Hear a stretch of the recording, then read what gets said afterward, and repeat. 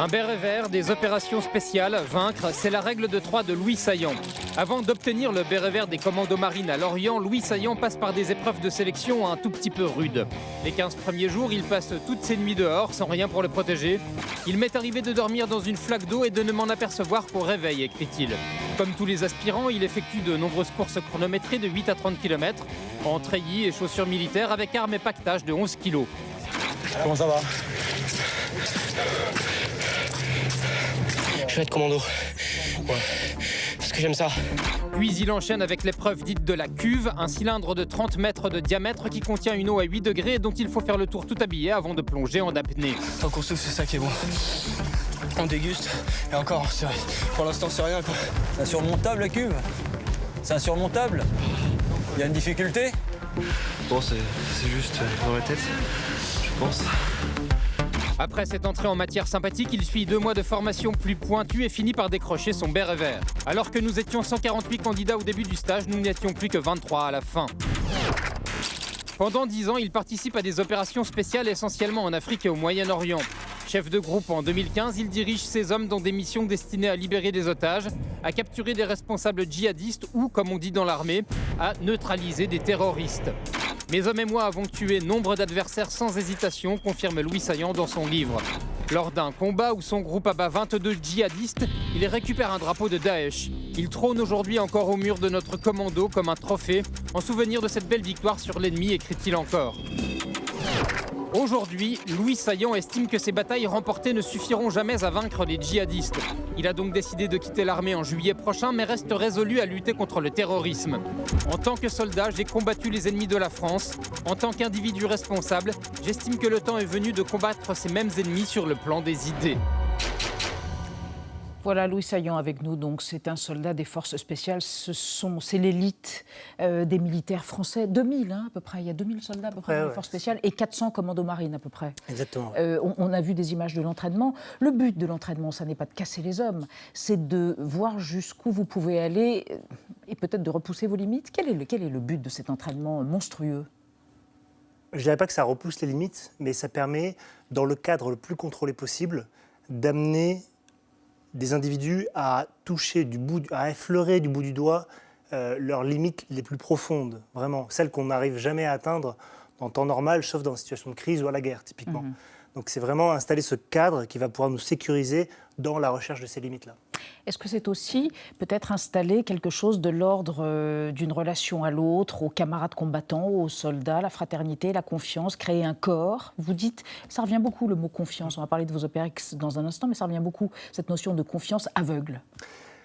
En fait, c'est quelque chose qu'on développe dans ces situations très dégradées. Là, on voit les images du stage co, et en fait, ça développe des choses qu'on voit nulle part ailleurs. C'est-à-dire que, par exemple, vous avez des marches qui sont des courses très éprouvantes avec le sac à dos.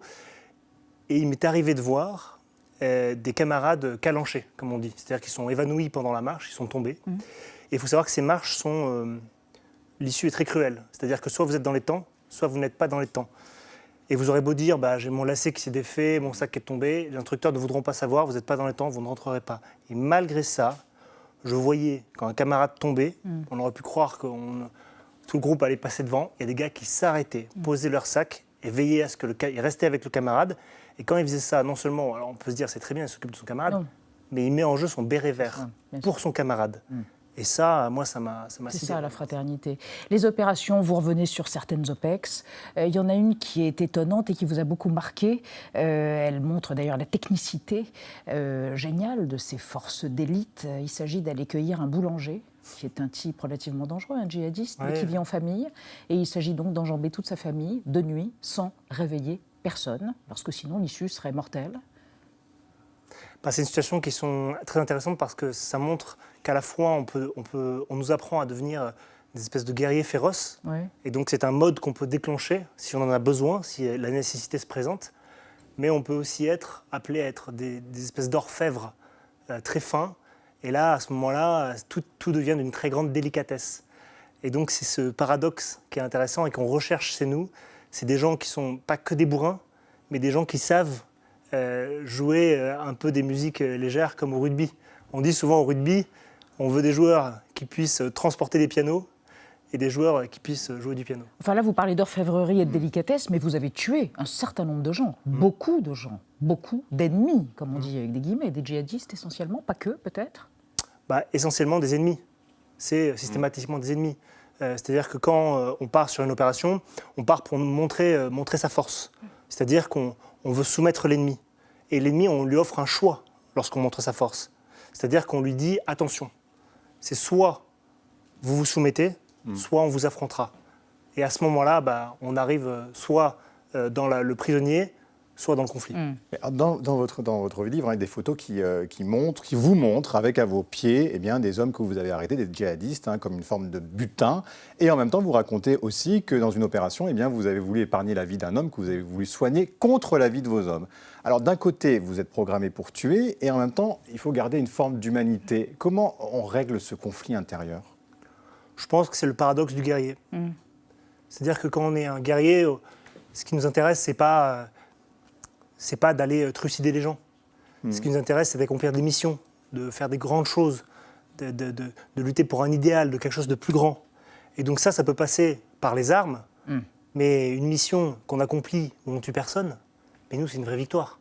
Mais vous avez des états d'âme parfois ? Des moments où c'est vraiment dur ? Bien sûr, il y a des moments où on a des états d'âme, effectivement, comme vous le citez, des situations où on tombe sur des ennemis blessés, dans des contextes très compliqués, comme je le décris dans le livre, où en fait, on est au fin fond, on est dans un endroit très isolé. Donc en fait, on n'a pas le loisir de soigner qui on veut à sa guise, en fait. Parce que si vous soignez quelqu'un, c'est des cartouches en moins, entre guillemets, que vous n'utiliserez pas plus tard. Oui, ça s'appelle un cas de conscience. Et peut-être que vous en aurez besoin plus tard. Et ça, si vous voulez, la loi s'arrête à ce moment-là, et c'est la conscience qui prend le dessus. On évoque avec vous et avec Sonia l'opération Barkhane. Oui, cela fait 8 ans maintenant que la France a lancé ses opérations dites anti-djihadistes au Sahel, Serval puis Barkhane. Le bilan est mitigé. L'armée française revendique des victoires face à l'organisation État islamique. Elle a aussi récemment éliminé plusieurs chefs d'Al-Qaïda au Maghreb islamique. Mais les deux principales nébuleuses djihadistes restent très actives dans la région. 5 soldats français ont été tués entre la fin décembre et le début du mois de janvier.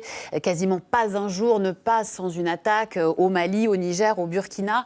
Les civils aussi, bien sûr, il faut le rappeler, sont les principales victimes de ce conflit, avec près de 2 millions de déplacés. La barre a été franchie le mois dernier dans le but de réexaminer leur stratégie. Les pays du G5 Sahel, Mauritanie, Mali, Burkina Faso, Niger et Tchad sont réunis depuis cet après-midi à N'Djamena, la capitale tchadienne, avec Emmanuel Macron qui est présent par visioconférence. La France, qui mobilise actuellement 5100 militaires dans la région, cherche à réduire ses effectifs et songerait même à entamer une forme de dialogue avec certains groupes djihadistes. Elle ne s'opposerait pas en tout cas à un tel dialogue qui serait mené par le Mali. Vous qui avez combattu ces djihadistes les armes à la main, est-ce que vous verriez un tel dialogue comme une forme de trahison ?